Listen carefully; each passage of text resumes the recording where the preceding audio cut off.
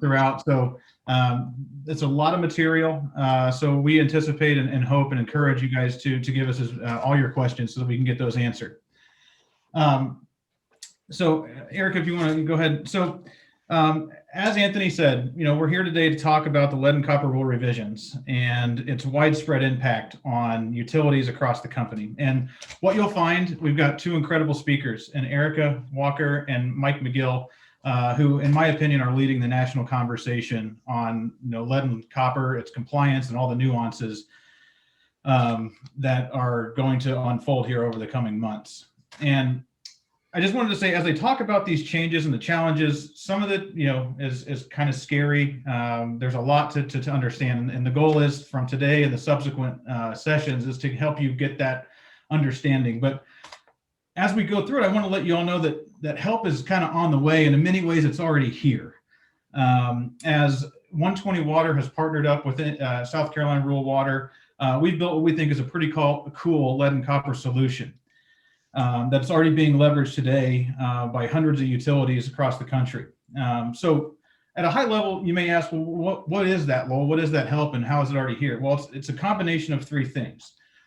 First, it's our software, where we get all of the information kind of in one place. So we're helping those utilities do that from a data management standpoint.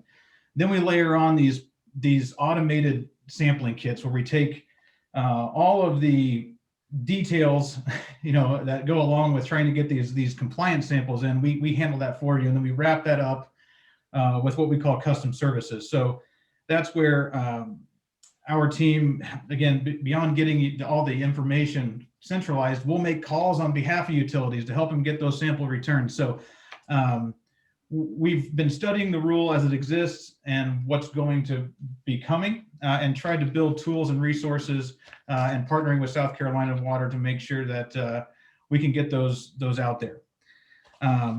And the cool thing beyond that, and you see this big circle around all of the components of what we do, and we're partnering with the engineering firms, the folks that you're all already working with internally and externally. So finding ways to partner up there. Go ahead and advance real quick. So just a quick high level, again, I think why we're so excited about the partnership with the Rural Water Association is, to date, 120Water has actually executed over 6,500 sampling events for compliance sampling in lead and copper. So, again, we've built some really cool tools. We've got the repetitions out there that give us a pretty good grip on what's coming.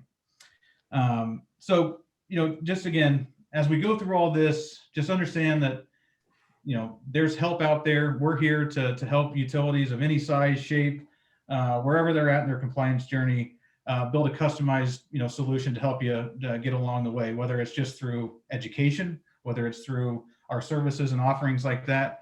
But that's really the goal of today. And if, in fact, you have any questions or you want to see, like, man, Lowell, you guys have done a lot, you can reach out to me. Again, I'm the partnerships manager for 120Water. Super excited to be here today and working with Jill and Charlie and team. And again, if you have any questions or want to see what it means to get started or beyond the educational stuff, just reach out and be happy to help you out. And with that, I'm going to hand it over to Erica to introduce herself as well as Mike. And we are going to get into lead and copper. Buckle up, everybody. Here we go. Indeed. Well, hey, good morning, everyone. I'm Erica Walker, and I'll let Mike introduce himself in a minute. Although you guys, probably most of you all know Mike. He's a common character in your meetings. But we a character.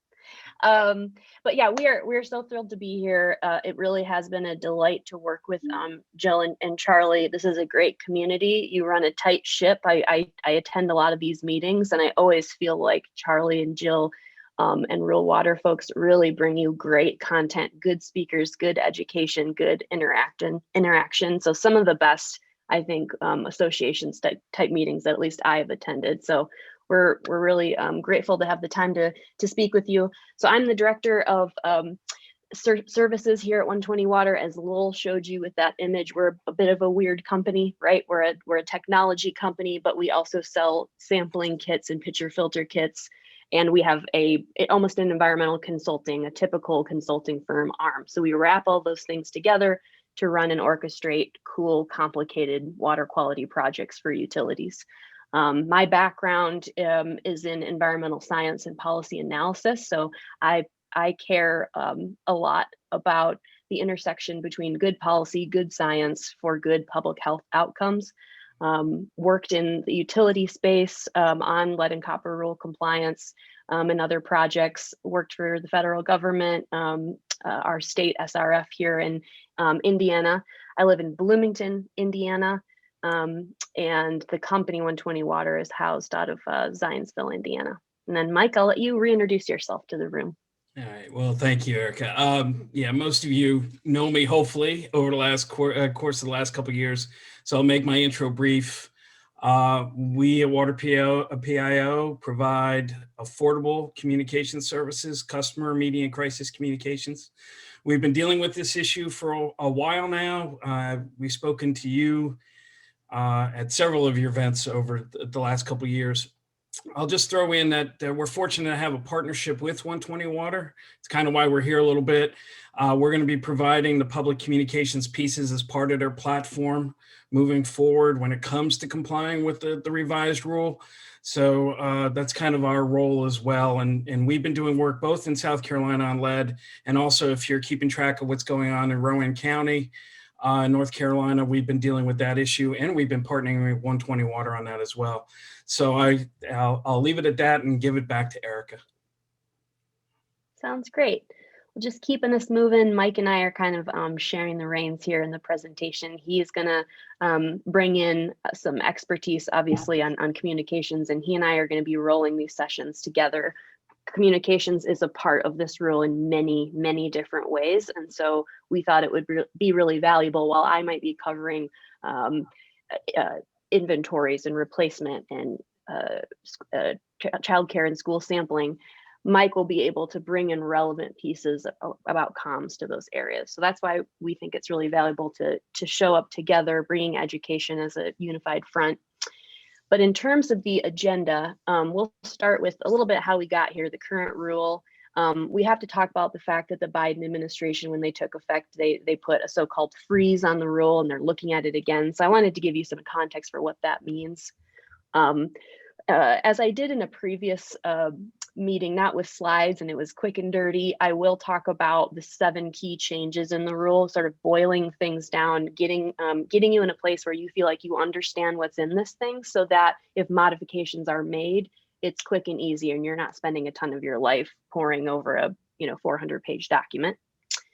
And then the 7th key change is actually communications. That's the area that we want to highlight in what is an umbrella style presentation about the rule as a whole. And so I'll pass things over to Mike. He'll talk about comms for a bit.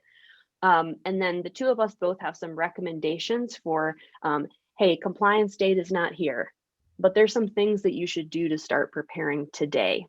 Because when new regulations are passed and they're this complex, if you wait until the compliance date, you risk being out of compliance, you risk losing customer trust. And so there's some simple things. We're not talking a lot of money. We're talking sometimes just internal process things that Mike and I feel that utilities can take today to prepare. So we're going to leave you with those.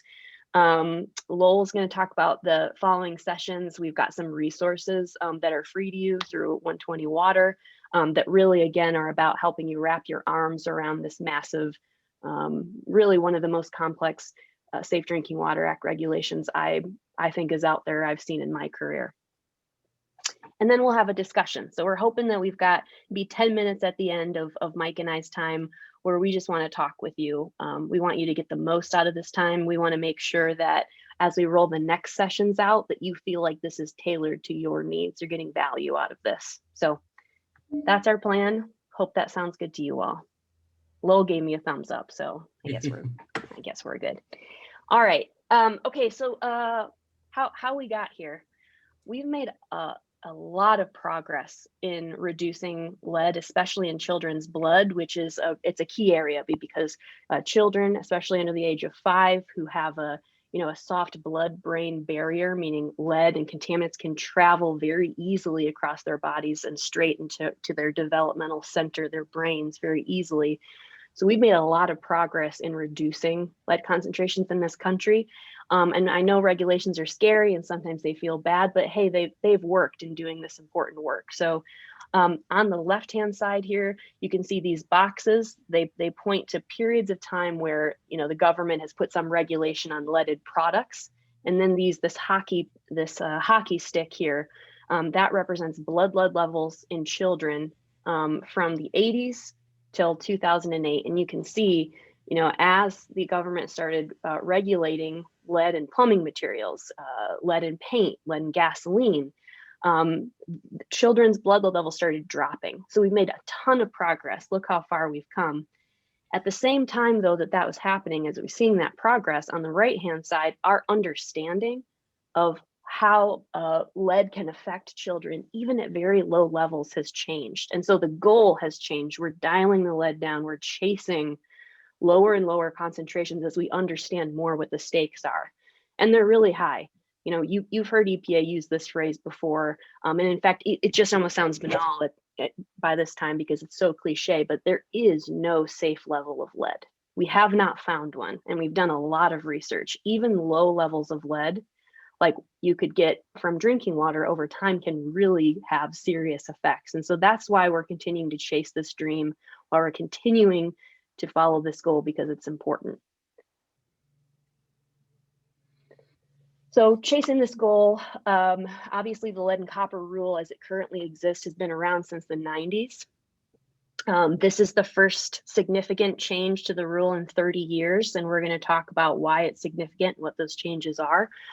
But this thing's in the Federal Register. The former administrator dropped it around Christmas. Merry Christmas to us all. And then all of a sudden, we're reading all these news stories that say, oh, delay, freeze, Biden administration's looking at this thing again. So we wanted to provide some context. This is the law. Lead and copper rule is in the Federal Register. What Biden has done is, this is what every president does. When a new administration comes in, they have the ability to freeze regulations that are on some, last leg of the journey. And so they decided to take a look at a bunch of laws, including the lead and copper rule. And I think, what was it, Mike, maybe 3 weeks ago, time is hard. But maybe 3 weeks ago, they decided to say, you know what, the freeze has ended. Now we want to take this thing back in and get some more public comment. So one of our friends, Mike and I's friends in DC, referred to it as, EPA taking a scalpel instead of a hatchet approach. They're taking it back in. They're getting some more public feedback from at-risk communities, and that should tell you something about their intentions. So they are dialing this rule in a little bit. There's a couple areas we can expect to change, but honestly, all signals here are that we expect the rule to go forward. There's going to be changes. The bar is likely to be set higher, not lower, based on the administration that we have. So that's why this session, you might be asking yourself, why are we talking about this if they're still finalizing the rule? It's because we don't expect major changes, and there's a lot of work to be done. All right, so as I talked about, Mike and I are going to break the changes down into 7 key areas. Myself, I just need visuals. I need buckets. I need a shelf where I slide all of my books in, or else the information is going to get lost. And so this is the way that we hope we can make regulation as interesting and relevant as possible. I'll try my hardest to do that, but that's a feat in and of itself. And so we're going to be talking about these 7 areas. I'm going to handle inventory, tier site monitoring, and corrosion control treatment. We're going to talk about some regulatory thresholds, the action level, and this new trigger level that EPA has announced in the rule. We're going to talk about lead service line replacement measures, school and childcare sampling, some compliance alternatives for small systems, very important for this room. EPA has introduced basically a measure that you all can take advantage of if you find yourself exceeding the action level. They've provided some compliance alternatives. And so understanding what those are, so that if you find yourself in that situation, you can quickly pivot to the thing that's most efficient for you and for your staff and for your community is going to be really important. And then I'll hand things over to Mike, and he's going to share some gold wisdom with you all about the comms related aspects of the rule. All right. So I'm gonna talk about a little bit of the before and after. I mean, I imagine a lot of you in this room hopefully are familiar with lead and copper rule. So I you know, this is not like a 101 kind of situation. You guys are experts. You do this work all the time, and so I want to kind of get down to the heart of things. So I'll talk about high level. What do these areas require you to do today, and then what are the relevant changes? Lead service line inventory. You didn't have to do one really ever before. Your state has not required it by law, and the LCR did not require it. They did when it was passed in 1991. EPA asked for like a materials inventory. Some of you might remember that if you've been around for a while. Most systems still use that work to basically feed into their tier site list, but it was the quality of the data was suspect, and no one's really been able to take advantage of it. So that's really the only national inventory that we've ever had. The way that inventory might work its way into your life right now is if you have an action level exceedance on your sites, that may trigger lead service line replacement on an annual basis, and that may then send utilities into an inventory process. That's a lot of our clients. That's what happens with them. You know, they had an action level exceedance, they did CCT, they had another action level exceedance, and now they need to start replacing pipes. And so they just decided, you know what, let's find all these things and get them out of the ground. So that's kind of how it works today. There are 10 states who have either required or requested inventories, and we actually just released a paper on this. They collect lots of different data, but you know, it does kind of give us a sense of how could it work in other states. What kind of information are they going to request from you? So it was an interesting exercise. So that's the before. You just didn't really have to have an inventory before. Now, all systems, so non-transient, non-community, and all community water systems have to have an inventory. It is a cornerstone element of the rule, and it is, in my opinion, one of the most complicated aspects of what EPA is asking you to do. They don't care about public and private ownership. If you own to the meter, if you own to the curb stop and the customer owns from the curb stop to their house, you need to detail those segments. They aren't just asking about residential. I just asked a regulator friend about this. They want all service connections, commercial, daycares, schools. Every single line needs to be detailed. It's location based so I mean, you certainly need to know the address as part of your work, but you know, the state might only be asking you for like a landmark or a cross street, right? They want to be sort of sensitive to public information. Nuanced definition around LSLs. It doesn't include solder. It's a lead pipe, you know, galvanized pipes previously connected to lead or in the mix there. We're going to be talking exclusively about inventorying in the next section, so I don't want to belabor this point, but there's some complications to the way that they want you to define what a lead service line is. Mm-hmm. Mike's going to talk about the impacts of this in this session or in another session, but you've got to send a letter out. You've got to notify homeowners that are either served by an unknown service line, which is probably 80% of service lines in America, or a known lead service line once a year. And then it's not just something you submit, like with that materials survey inventory, it's not something you submit once. It is something you do every time you do compliance sampling. So if you sample twice a year, once a year, or every 3 years, you got to keep resubmitting this thing to your state regulator. And like Lowell said, definitely type in questions as you have them as we go, and we can make sure we get some of those answered at the end. Worth just taking a few minutes here. Lead service lines are a national problem. I'm from Michigan. I'm actually a little tired of people calling this a Flint, Michigan problem. It is not a Flint, Michigan problem. It's an every city problem because they could be installed over a 200-year period. We started seeing lead pipes in the 1800s. They were popular, and the EPA did not effectively ban them until 1988. So really where we should be, maybe you haven't seen a lead pipe. I hear that all the time. I've never seen a lead pipe in my system. Well, if your system is older than 1988, you do likely have some of these somewhere. And so thinking about where in your community these might be located is really essential. There's the shared ownership piece, which complicates matters. We're a technology company, at least at part of our heart. And so we also just see this as a data problem, right? The records are stashed in a million places, tap cards, billing systems, GIS. And so, the first task, and we'll talk about this in the next session, is really about shedding some sunlight on the condition of your data.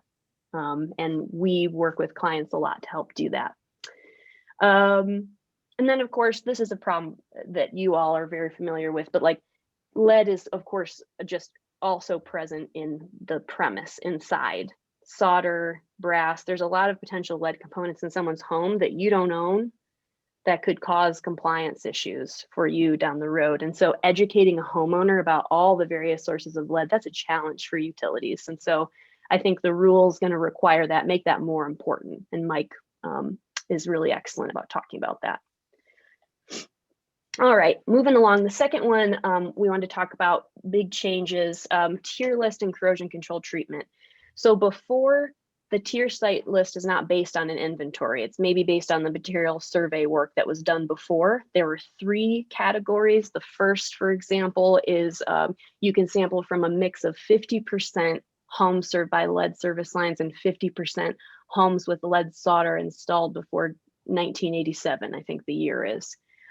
The other thing here is that corrosion control treatment, not mandatory for everyone. If you served above 50,000 people back when the rule was came into effect, that was an automatic, okay, you need CCT. Smaller systems, though, you might not have had to install it unless you got into a compliance issue. You sampled, you had an action level exceedance, you talked to the state, maybe they had you do a study and then install CCT. So it's a little bit more complicated for you all. Now, tier sites are based on the inventory. There's 5 categories. We're going to go over these in the other session, but just wanted to let you know it's gotten a little more complicated. Tier sites now, if you got lead pipes, you got to sample from them 100%. So if you sample from 20 homes for your standard LCR monitoring compliance, if you have 20 lead service lines, you need to go to those homes first. None of this solder/lead pipes.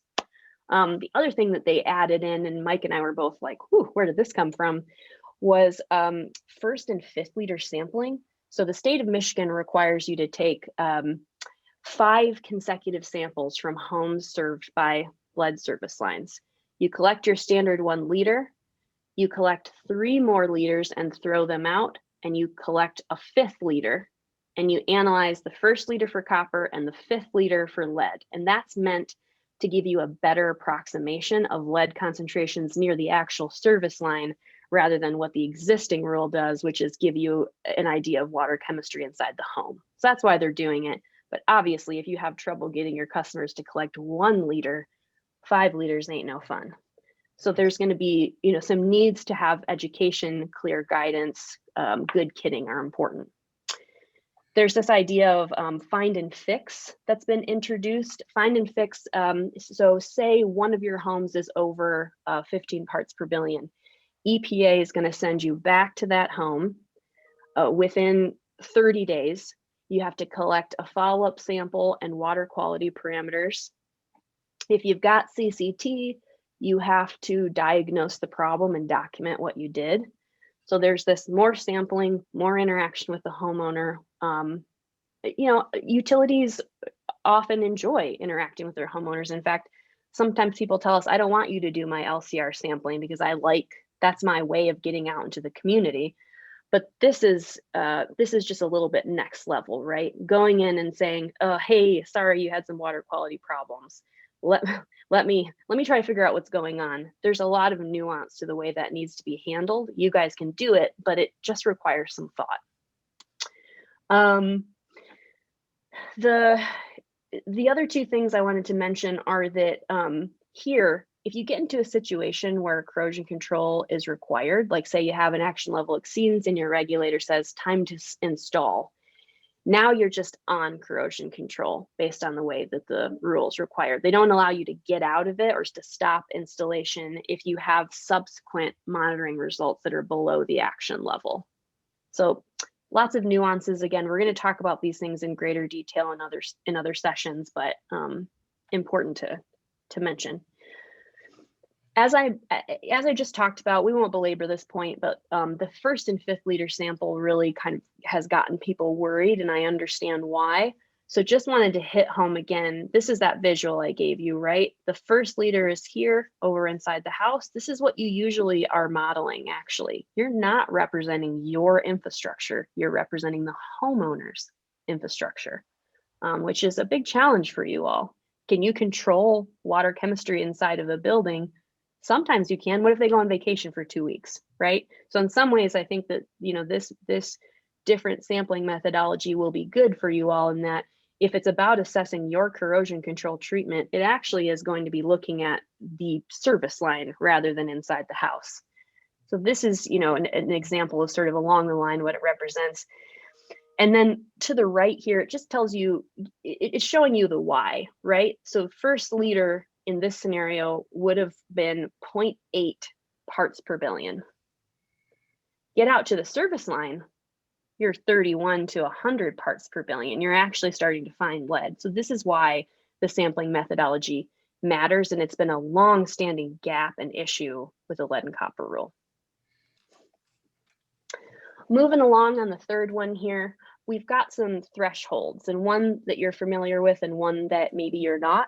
So first, with the current lead and copper rule, we use an action level instead of a maximum contaminant level, which you're used to with other Safe Drinking Water Act regulations.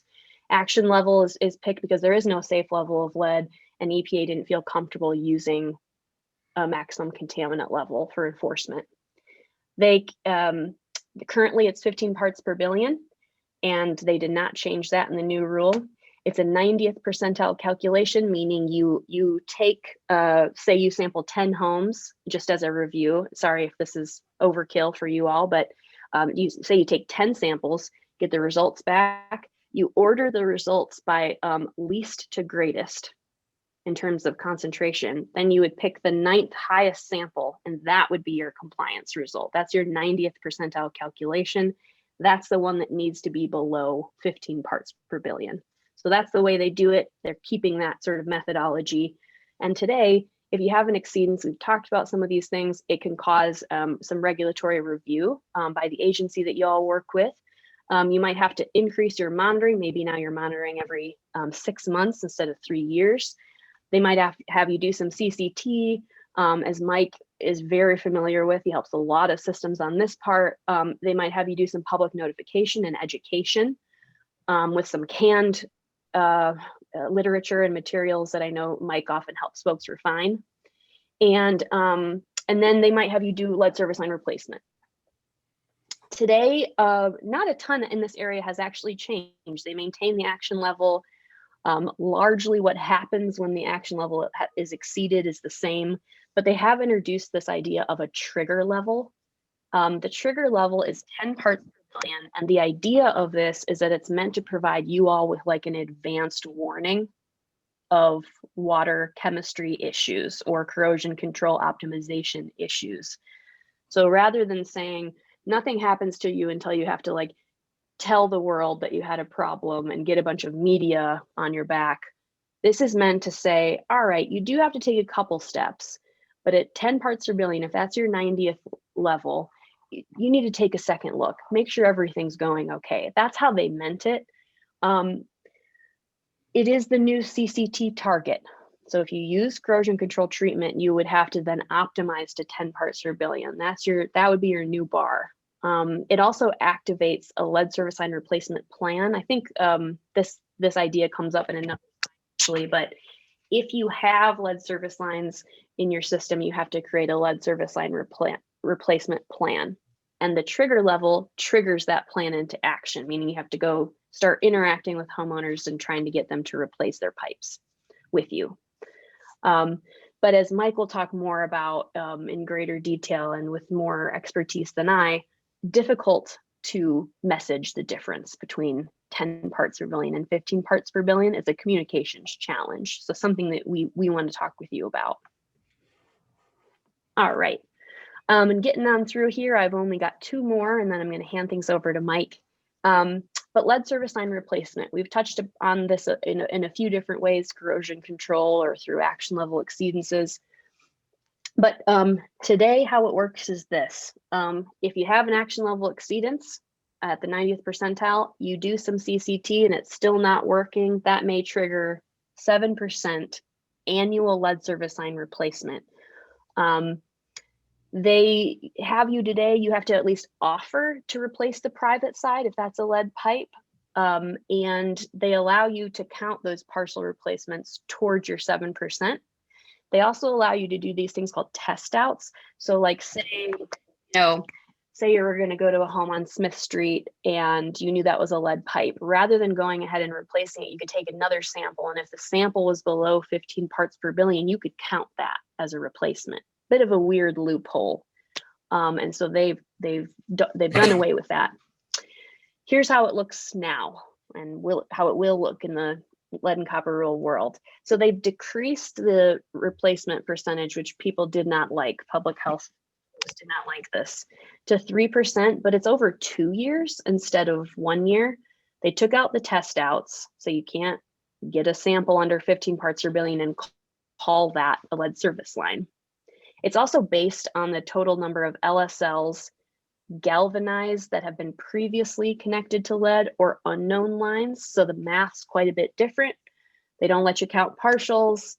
And so, in some ways, I actually think that though the percentage has changed, it would result in more replacements. That's the case EPA makes, but there's so much nuance there that it's hard for like nonprofit groups to get it, A couple of the things on replacement, you need to provide a pitcher filter kit and do a post-replacement sampling after you do any replacements. There's time-sensitive deadlines on that.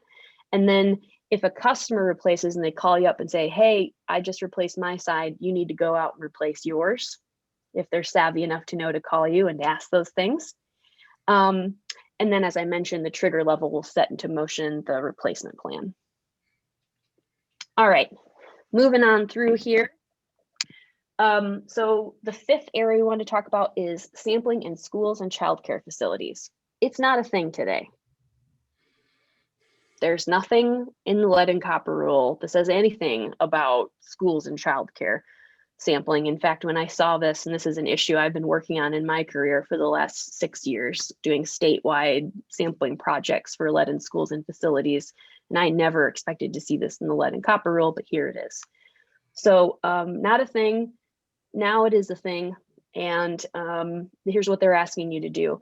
They want you to sample all elementary schools and regulated childcare facilities in your service area at a rate of 20% per year so that you do complete all the sampling within 5 years.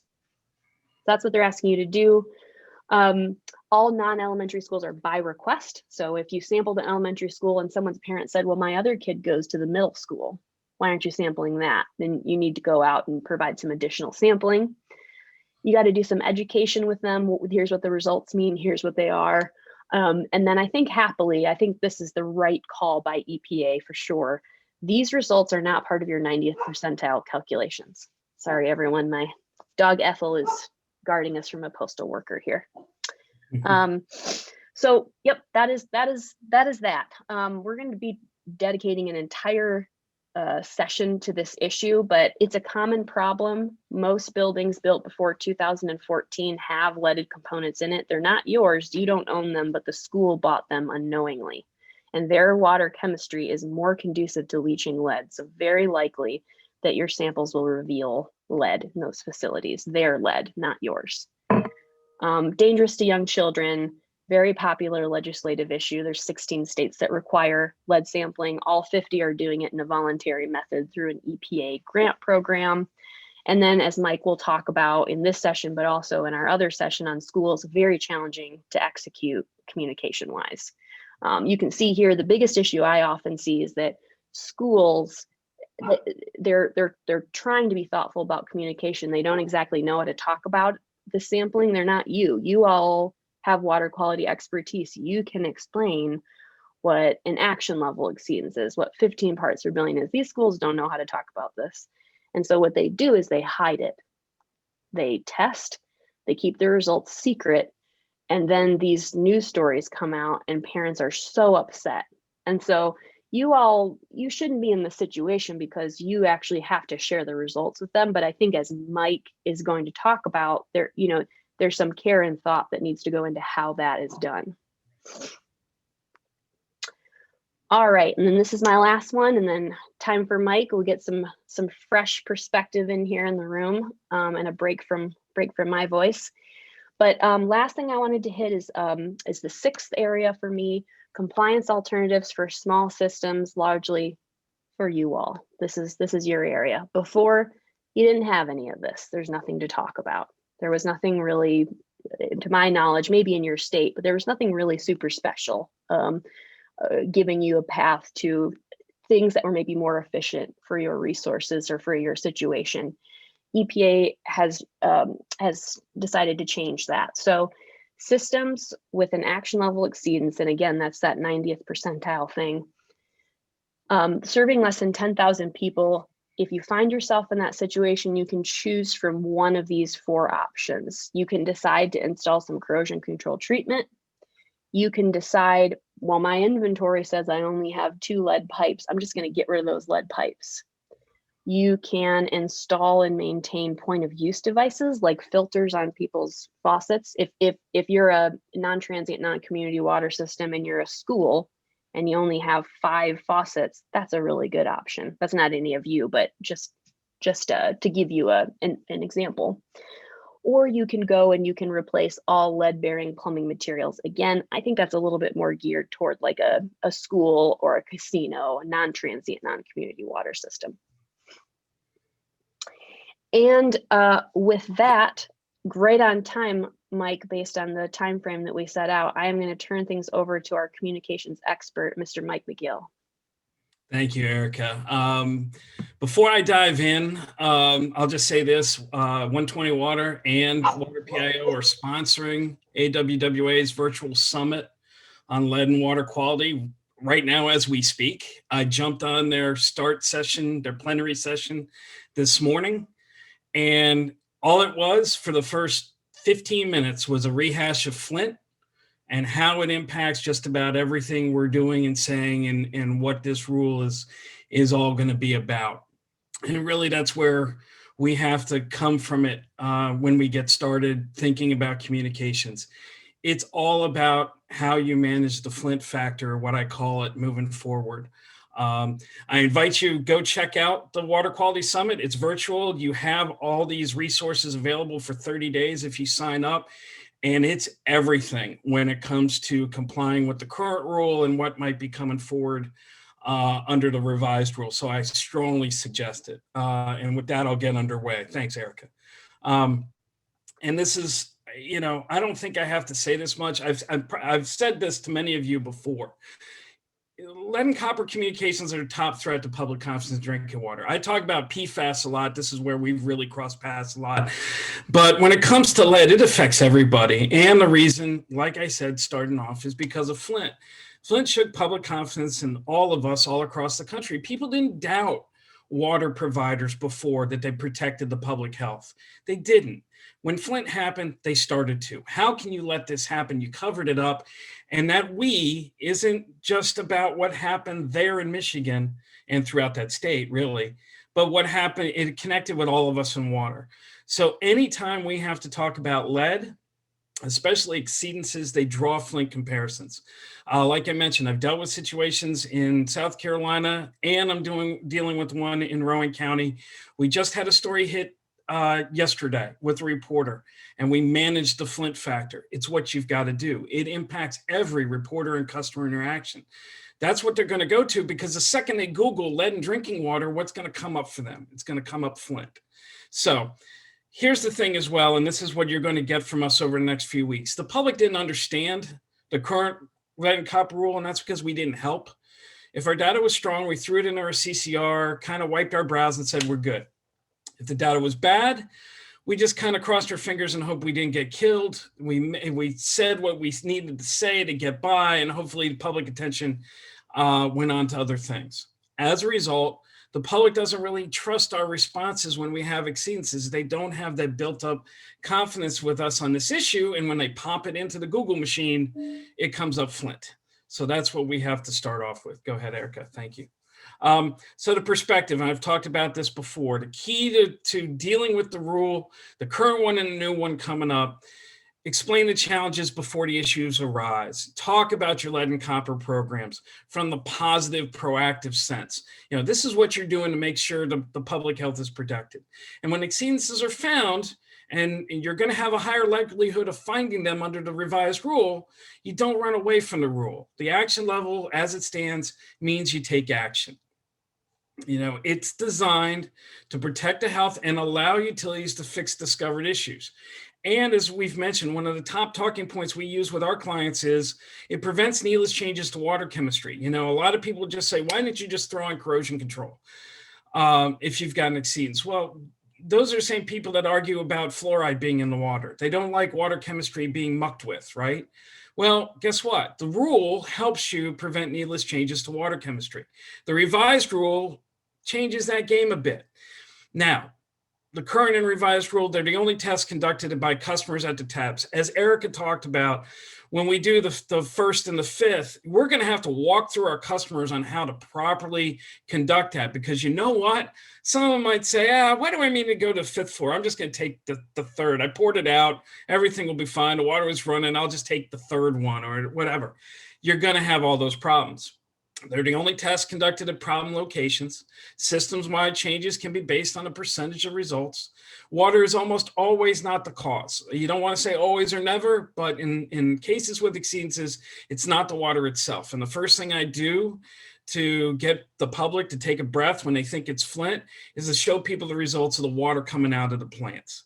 It's a reaction to lead pipes and fixtures mostly. The former rule gave us time to evaluate and address exceedances. The new rule drastically cuts that time to respond. I'm going to really focus on the communications challenges here.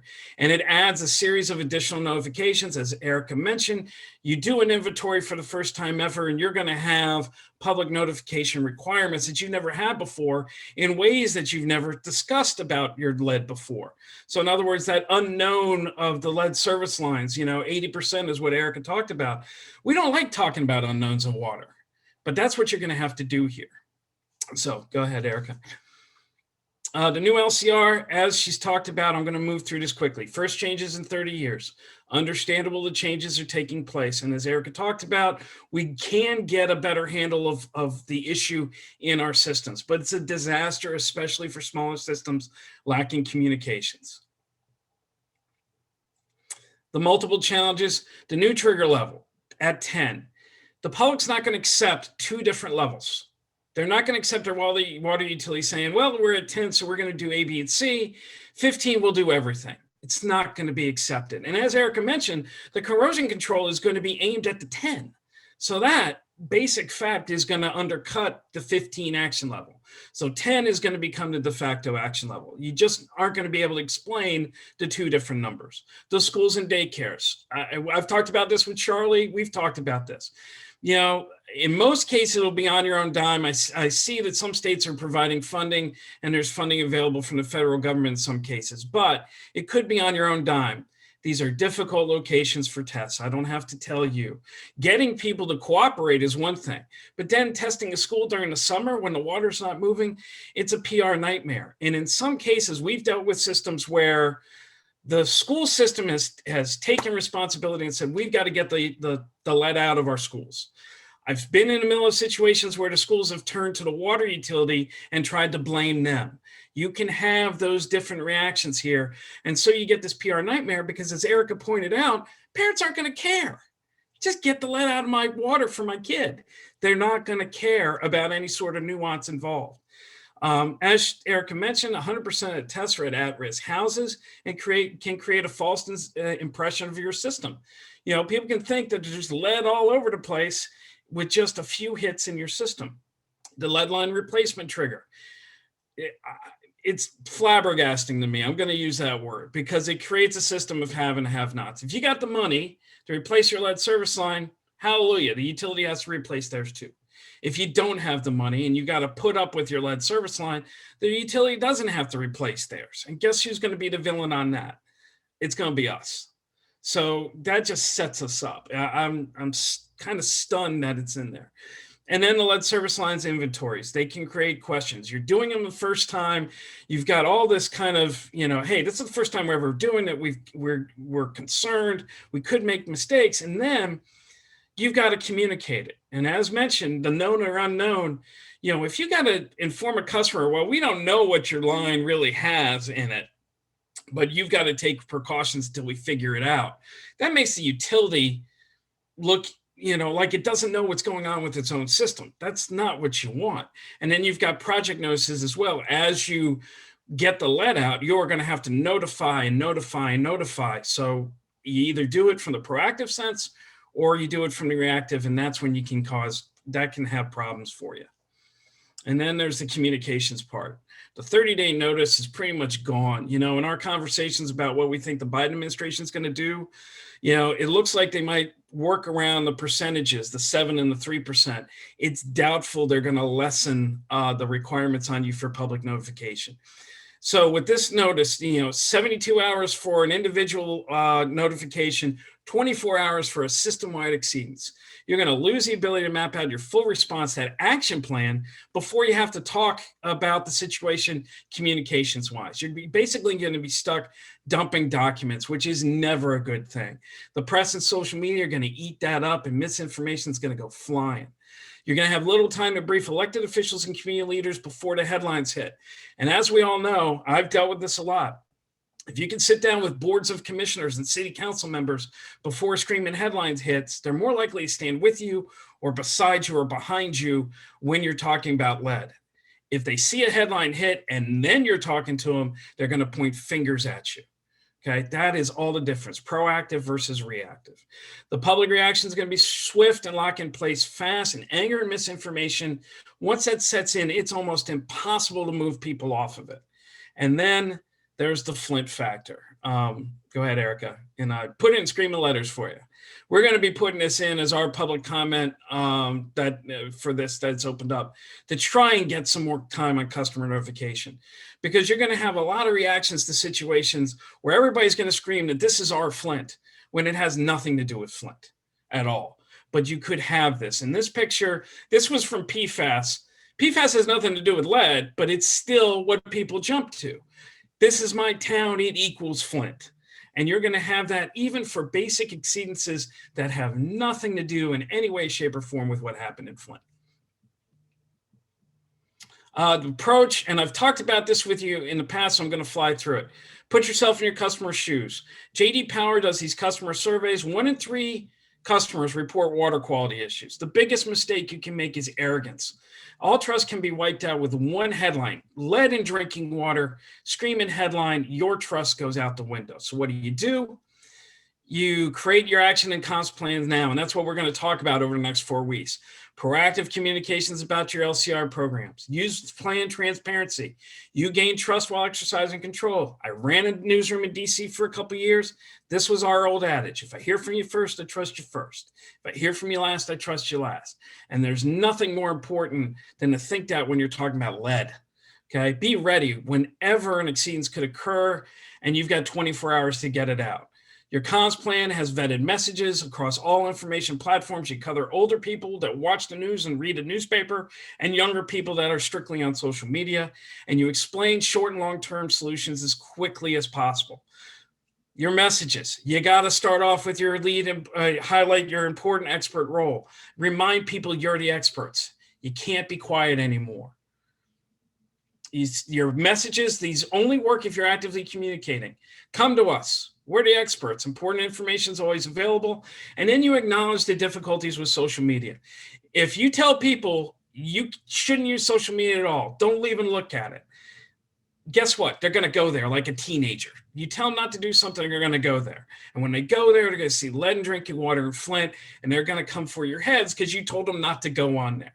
So acknowledge it, but say, listen, when the facts conflict, come to us. All right, so I'm going to roll through this quickly. This is an example of an lead exceedance, and we're dealing with one in Rowan County that's actually perfect. We deal with it with 120Water. They found an exceedance in their system and their connected towns. There was confusion because it was their first ever exceedance, and the regulators hadn't really dealt with it in a while either. So it led to an NOV for a connected town. The utility decided to go big on communications. That was simply the right thing to do, and this won the day. But not everybody was on board.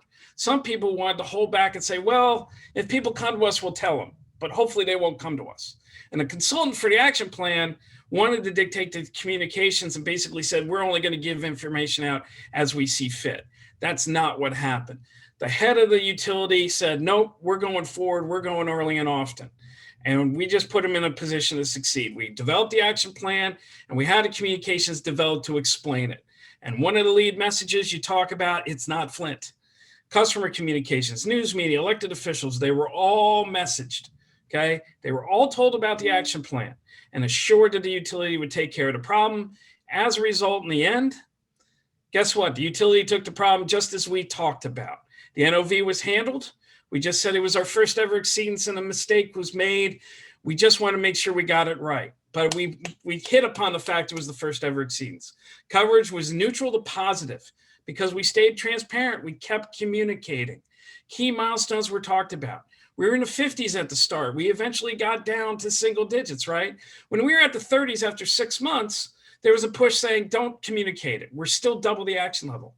No, we went forward. And you know what? The public trusted us because it fit in with exactly what we said about how we were going to deal with the issue. And with that, I think I give it back to Erica. Great.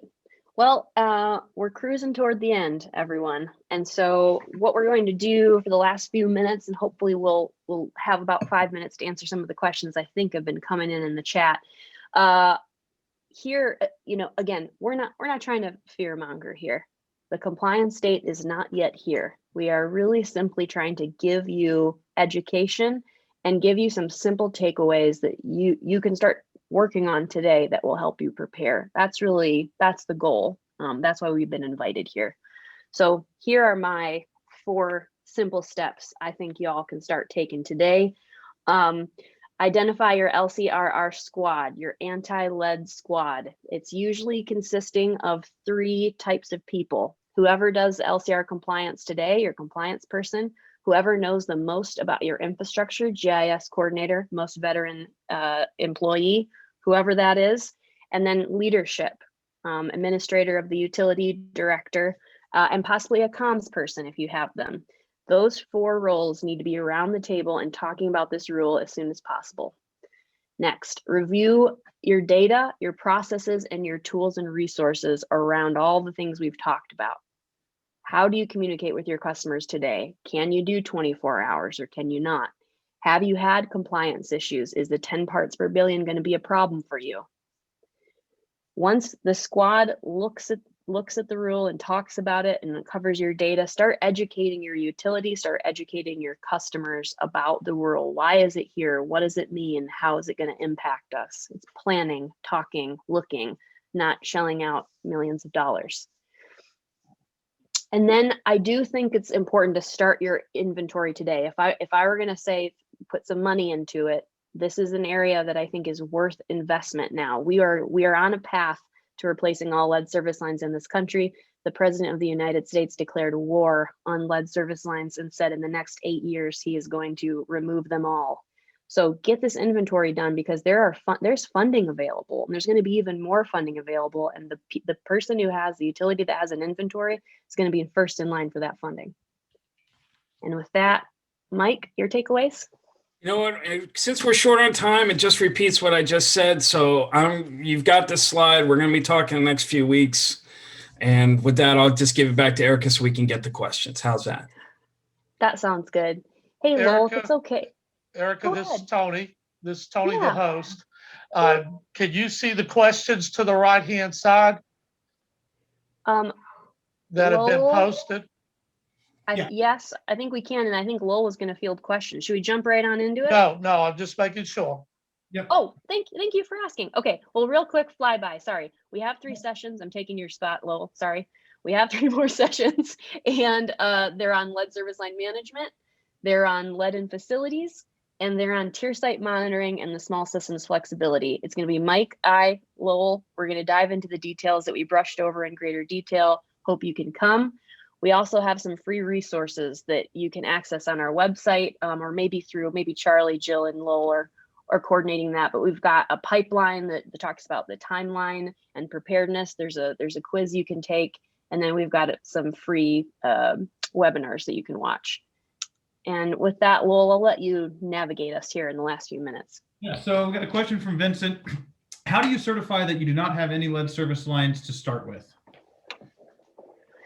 Yeah, that is, and some of this is going to be dependent on how regulators interpret it. So I don't want to pass down guidance that's not totally firm yet, but what I can tell you is that EPA is asking for, again, material types by public-private side for every location and for every service line. So they do allow you, they specifically spell out that you can rely on records. And so, for example, if in your system, in your GIS system, you can show that you have no lead materials on the public and private side for every single connection, that data should be able to be shared with the regulator and would likely count for a waiver. So I think the goal would be, if you got that now, get it around and shine it up. If you don't have it, try to get all of that, make your case, get ready to make your case so that when it's due in 2024, you can try to get that waiver. And then Derek asked, is it acceptable to consider any building constructed after 1986 lead ban as having a lead-free service line? 1988 is the effective date of that ban, which is why I like to use the 1988. Wasn't applied. So, I mean, yes, that would be records, right? So if, for example, you can prove that all of your service connections were installed after 1988, and EPA might use 1986. If you can prove that with install date, but you don't have materials, highly likely that would be an effective submission. Okay. So this is kind of any guidance on university or technical colleges. Derek also asked, does this apply to higher education facilities? And if a parent asks about a middle school or a high school, they have to test that, or is it only if the school is asked? Right. So on the first one, higher ed buildings do not apply. Maybe EPA would open that up in the future. Don't think so, because again, they're looking at small children. My guess is that, well, I'll tell you how it would work. No, if a parent calls you, you would not have to sample. But Mike, what's going to happen when the parent calls? Yeah. When a parent calls, effectively you're going to have to sample, because if you say no, then they're going to the school system, and the school system's going to say conduct that sample. So, but this is one of the things that you're going to have to prepare for, and have that process and perhaps a relationship with the school system to handle when those requests come in, so that everybody's on the same page and how you handle those parent calls, because they'll start. They'll come. Yeah. Last question. How will sample sites be determined under the new rule? It says Erica mentioned that 100% of confirmed lead service lines would be sampled, but say you only have 10 confirmed lead service lines. Are those 10 on the only sample sites? Nope, you still got to meet your sample requirements by system size. So like if say you've got 30 homes that you need to sample every monitoring period, you would take your 10 and you need to prioritize those. So you'd have to put all 10 in there. And then you could move down to the other tiers to fill out the rest of the sites, just like you do today. So there's Solder's still in there. Solder's down in, I think, 3 through 4. We're going to get into that in the next session, or one of the following sessions. But yeah, you still got to meet your target sample number. Then Sydney asked, are we supposed to certify the number of customers who have lead pipes on the customer side? And yes, it has to be a record of both public and private sides. Yep, they don't care about ownership. And again, for all these sort of things, again, we're happy to talk with you about the different ways that we're helping systems build these sort of things with our tools. Helping them get that information digitized and so that you can comply and get the public and all those people kind of educated on what you have. I think that concludes all the questions. Charlie, Jill, SCRWA, everybody, thank you so much today. This was fantastic. Erica, Mike, as always, well done breaking down these complex rules and regulations. We appreciate it. All right. Tony, let me say a couple of words. Go ahead, Charlie. Yeah, I want to thank you guys for this session, and I want to reassure everybody. I mean, we've tried to set these sessions up so that you can learn about lead and copper revisions. Also, it was mentioned earlier, if you go on the 120Water site, there's also a tool there that asks you a bunch of questions that will kind of tell you where you are relative to compliance. 120Water and South Carolina Rural Water have tried to set this up where I like to call it an a la carte system. So if you want 120Water and South Carolina Rural Water to handle all of your lead and copper compliance, that's perfectly doable. But if you want them just to handle your communications or your sampling or your inventory or any combination of the above, that's the way this program is set up. And so we want to be a solution, but at first we want to educate you on where you are. And to be honest with you, we're still educating ourselves. Even DHEC is trying to get a handle on, one of the big questions I've got is, okay, what is a lead service line? Because it's very ambiguous when you read the EPA document on what a lead service line is. But we're going to drill that down so that we're all in compliance and we all have a common understanding. And that's what this is all about. So I hope you enjoyed this session. I would welcome feedback from you on how we can do better in the subsequent 3 sessions. I'm going to give them some feedback on what I think they can do better. And but these sessions are for you and for being a member at South Carolina Rural Water. They're at no charge, but the deal here is trying to get us all to comply. So with that, I appreciate it. And Tony, I'm going to turn it back over to you. All right. So if everybody's listening, Erica and Lowell and Mike, you guys did an awesome job. The times are going to change. If y'all are where you can write down real quick, the next session is Monday, April 19th, 9 a.m. So the time has changed. The following will be May 3rd, Monday, 9 a.m. And the last one will be May 17th, Monday, 9 a.m. So look to our website. Between myself and Tar Friday, we will be hosting these. Look forward to everybody. And like Charlie said, if you got follow-up questions, let us know so we can bring them to the next session.